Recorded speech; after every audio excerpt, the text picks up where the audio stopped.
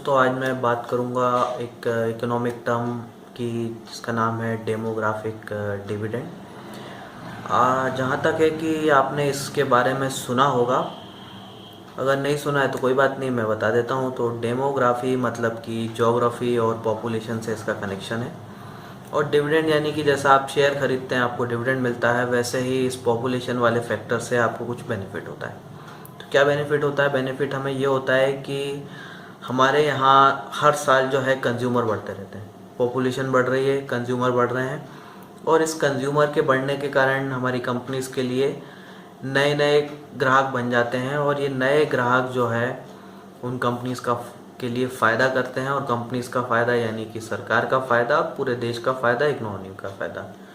तो हमारे देश की आबादी जो है ये समझ लीजिए कि हर साल एक नया ऑस्ट्रेलिया जुड़ जाता है। तो ऑस्ट्रेलिया की जितनी आबादी है उतनी हमारी हर साल बढ़ जाती है। तो इतना हमारे पास मतलब ऑस्ट्रेलिया की आबादी के बराबर के नए कस्टमर जो है हमारे देश में हर साल जुड़ जाते हैं। तो इसके कारण जो है हमें एक नेचुरल ग्रोथ मिलती है, हमारी इकोनॉमी को जो है नेचुरली उसको ग्रोथ मिलती है। तो ये एक बहुत अच्छा बेनिफिट है जो इस बढ़ती हुई पॉपुलेशन का हमें मिलता है।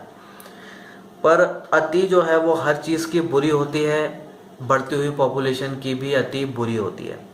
और यही चीज़ जो है हमारे देश में बहुत बड़ी आर्थिक तबाही ला सकती है। और जिस तरह से अभी चीज़ें बन रही हैं शायद ये तबाही आएगी। तो कैसे तबाही ला सकती है उसको देखें ज़रा। तो डेटा बोलता है कि हमारे देश में जो है 12 मिलियन लोग जो है वो वर्क फोर्स में जुड़ते हैं हर साल आज की स्पीड से। यानी कि 1 करोड़ 20 लाख लोग ऐसे हो जाते हैं हर साल जिनको नौकरियों की ज़रूरत है। ये लोग स्कूल से, कॉलेज से पास आउट हो जाते हैं या 18-20 साल के हो जाते हैं कि इनको काम की ज़रूरत है। तो वो 12 मिलियन जो है या इतना बड़ा जो अमाउंट है उतने लोगों को हमें जॉब देना है। तो क्या हम जॉब दे पा रहे हैं? जवाब है नहीं, हम इनको जॉब नहीं दे पा रहे हैं। तो अभी जो सरकारी आंकड़ा है वो कहता है कि हम 4.4 मिलियन ही जॉब क्रिएट कर पा रहे हैं। तो हमें ज़रूरत है 1 करोड़ 20 लाख लोगों को नौकरी देने की, पर हम दे पा रहे हैं सिर्फ 44 लाख लोगों को। तो ये नंबर जो है सफिशेंट नहीं है, और यही जो है बड़ी प्रॉब्लम करेगा। देखिए, हमारे देश की आबादी तो ज़्यादा है, पर ख़ास बात यह है कि ये यंग पॉपुलेशन जो है वो ज़्यादा है। अब यंग लोग जो होते हैं उनमें ताकत होती है, उनमें एनर्जी होती है कुछ काम करने की। तो अगर उन्हें कोई चीज़ नहीं मिल रही है तो वो छीन भी सकते हैं। तो अगर आप इस पॉपुलेशन को जॉब नहीं दे पाएंगे तो इनकी जो बेसिक ज़रूरत है वो कैसे पूरी होंगी? वो नहीं हो पाएंगी। वो पूरी नहीं होंगी तो वो कैसे भी पूरी करने के लिए करेंगे कुछ ना कुछ, और वो करेंगे क्राइम की तरफ जाएंगे। और आप देखिए कि क्राइम बढ़ भी रहा है।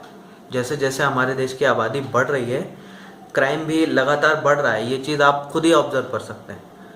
तो यही अगर आने वाले 5 साल 10 साल में इतनी आबादी हमारी बढ़ चुकी होगी और हम सफिशिएंट जॉब क्रिएट नहीं कर पाएंगे तो ये क्राइम लेवल काफ़ी ज़्यादा बढ़ेगा।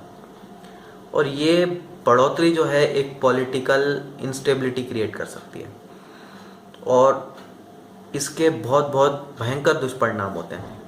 तो अगर आपने सोवियत यूनियन का सुना होगा जो आज रशिया बन गया है, तो वो टूट गया था, देश पूरा टूट गया था, ऐसी स्थिति आ गई थी। हमारे यहाँ भी उतनी सीरियस प्रॉब्लम तो नहीं है, पर ये हो सकती है अगर हम ये नहीं कर पाए तो। अब इसी बात को मैं एक दूसरे एंगल से बोलूँ तो आबादी बढ़ रही है, डिमांड बढ़ रही है, और इस डिमांड को पूरा करने के लिए प्रोडक्शन भी बढ़ाना है। तो हमारी जो कंपनियां हैं वो अपनी कैपेसिटी लगातार बढ़ाती जा रही हैं ताकि वो प्रोडक्शन बढ़ा सकें। अब कैपेसिटी बढ़ाने के लिए वो क्या कर रही हैं? कैपेसिटी बढ़ाने के लिए वो अपनी फैक्ट्री की, अपनी मैन्युफैक्चरिंग यूनिट की जो है उसमें मशीनें और ला रही हैं, उसको एक्सपेंड कर रही हैं। अब कुछ कंपनियां तो ये काम अपने खुद के पैसे से कर पा रही हैं, पर ऐसी कंपनियां बहुत कम हैं, और अधिकतर जो है वो लोन लेके कर रही हैं। अब ये लोन लेके अपनी कैपेसिटी बढ़ा रही हैं और किसी कारण से डिमांड नहीं आ पाती है। पॉपुलेशन बढ़ रही है तो डिमांड तो आनी चाहिए, पर पॉपुलेशन बढ़ना से डिमांड नहीं आ जाएगी, लोगों के पास पैसा भी होना चाहिए। तो अगर लोग जो हैं वो जॉबलेस होंगे, नौकरियां नहीं होगी, तो वो नहीं खरीदारी कर पाएंगे, तो डिमांड क्रिएट नहीं होगी। तो जो कंपनियों ने लोन लेकर एक्सपेंशन किया है वो कंपनियों को बहुत बड़ी प्रॉब्लम हो जाएगी, क्योंकि आपने लोन लिया है तो लोन का पैसा तो आपको चुकाना है, भले ही आप कमाओ या ना कमाओ। तो ऐसी कंपनियों के लिए बहुत बड़ी परेशानी हो जाएगी। ये कंपनियां जो है धीरे धीरे क्या करेंगी, डिफ़ॉल्ट होने लगेंगी। डिफ़ॉल्ट होंगी तो बैंक्स के लिए परेशानी खड़ी हो जाएगी, और जब ये कंपनियां कमाएंगी नहीं तो ये लोगों को नौकरी से भी निकालेंगी। तो अनएम्प्लॉयमेंट जो है वो फर्दर बढ़ जाएगा, बेरोज़गारी और इस चीज़ से ज़्यादा बढ़ जाएगी। तो ये फैक्टर जो है एक्स्ट्रा पॉपुलेशन वाला, ये और जॉब्स जो है वो कम कर सकता है। तो हम जॉब क्रिएट करने के लिए क्या कर रहे हैं, हम मेक इन इंडिया जैसी चीज़ें चला रहे हैं, जिससे कि नए नए चीज़ों को हम यहीं प्रोड्यूस करें तो एम्प्लॉयमेंट क्रिएट हो। हम स्मार्ट सिटीज़ पर काम कर रहे हैं जो कि नए जॉब्स क्रिएट करेगी। हम जो है इंफ्रास्ट्रक्चर स्पेंडिंग जो है हमारी गवर्नमेंट ने काफ़ी बढ़ा दी है, जो कि जॉब क्रिएट करेगी। पर ये जो काम हो रहा है ये सफिशिएंट नहीं है, हमें और काम करना है। प्रॉब्लम ये है कि टेक्नोलॉजी के कारण जो है जॉब कम होते जा रहे हैं। अब आप देखिए L&T ने जो है अभी रिसेंटली 14,000 लोगों को नौकरी से निकाला। eBay इंडिया ने जो है पूरा का पूरा अपना इंडिया का सेटअप ही ख़त्म कर दिया, तो हज़ारों लोग वहाँ गए। और IT में जो है ऑटोमेशन के कारण जो है बहुत से जॉब कम होने वाले हैं। तो उम्मीद की जा रही 2025-30 तक जो है 25 to 30% तक जॉब्स कम हो जाएंगे, ऐसा डेटा कह रहा है। तो ये सारी चीज़ें जॉब कम भी कर रही हैं। तो एक तरह से जिस स्पीड से हमें जॉब क्रिएट करना चाहिए वो स्पीड से नहीं हो रहा है, प्लस जॉब कम भी हो रहा है। तो कुल मिला के बात यह है कि अनएम्प्लॉयमेंट जो है वो बढ़ रहा है, ये अब फ्यूचर में और बढ़ सकता है, और यही चीज़ जो है बहुत बड़ी प्रॉब्लम क्रिएट करेगी। ना सिर्फ क्राइम बढ़ेगा, पॉलिटिकल इंस्टेबिलिटी बढ़ेगी, और जब ये चीज़ एक लेवल के पार जाती है तो आपकी इकोनॉमी भी नहीं बच पाती। आपके स्टॉक मार्केट में बड़ा क्रैश आता है, शायद जैसा 2008 में आया था या .com बबल बस्ट के समय आया था, तो वैसा कुछ जो है हमारे यहाँ भी हो सकता है। इस चीज़ से इनकार नहीं किया जा सकता। तो ये चीज़ इंस्टेंटली नहीं होती। तो जैसे गुब्बारे में आप हवा भर रहे हैं तो वो इमीडिएटली नहीं फटता, जब तक आप बिल्कुल एक्सट्रीम लेवल तक उसको स्ट्रेच नहीं करते वो नहीं फटता। तो वही चीज़ जो है हमारे यहाँ हो रही है। तो अभी हमारे पास यंग पॉपुलेशन बहुत है, पर कंट्रोलेबल सिचुएशन में है। तो यही बहुत ज़्यादा बढ़ गई तो ये अनकंट्रोल हो सकती है। हमें उनके लिए जॉब कैसे भी करके क्रिएट करना है। तो अभी जो गवर्नमेंट काम कर रही है, काफ़ी काम कर रही है, बहुत अच्छा काम कर रही है, पर जो सपोर्ट उसको मिलना चाहिए वो नहीं मिल रहा है। हमारे मीडिया वाले बहुत से हैं जो अगेंस्ट बोलते हैं। हमारे ऑपोजिशन का काम तो सिर्फ अपोज करना ही है, चाहे कोई अच्छा काम करे या बुरा। तो ये चीज़ें नहीं होनी चाहिए। ना सिर्फ हमें अपने देश में जॉब क्रिएशन पर ध्यान देना है, हमें दूसरे देशों से ऐसे रिलेशन बनाने हैं कि वहाँ पे भी जॉब क्रिएट हो।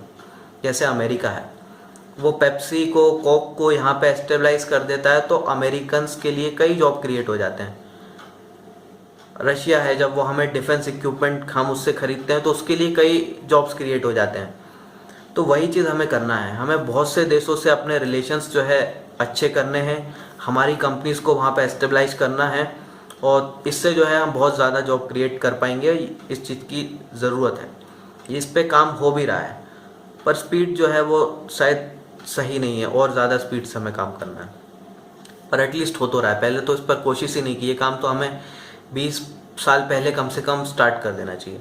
तो हम अगर मान लीजिए कि अफ़गानिस्तान जैसे देश से अपने रिलेशन अच्छे करते हैं, उसके यहाँ जो है काफ़ी तबाही हुई है लड़ाइयों के कारण, तो हम अगर वहाँ रिलेशन अच्छे करते हैं तो उसके यहाँ इंफ्रास्ट्रक्चर डेवलप करने का काम हम कर सकते हैं।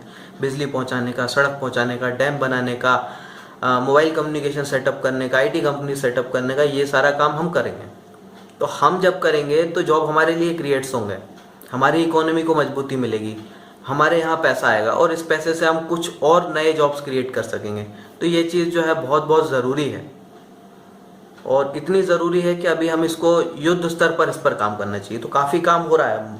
तो मोदी जी जो है अफ़गानिस्तान से काफ़ी अच्छे रिलेशंस बना लिए हैं, काफ़ी सारे इंफ्रा प्रोजेक्ट जो है हम काम कर रहे हैं, और ये काम हमें और ज़्यादा अच्छे से करना है, और ये इतना आसान नहीं है।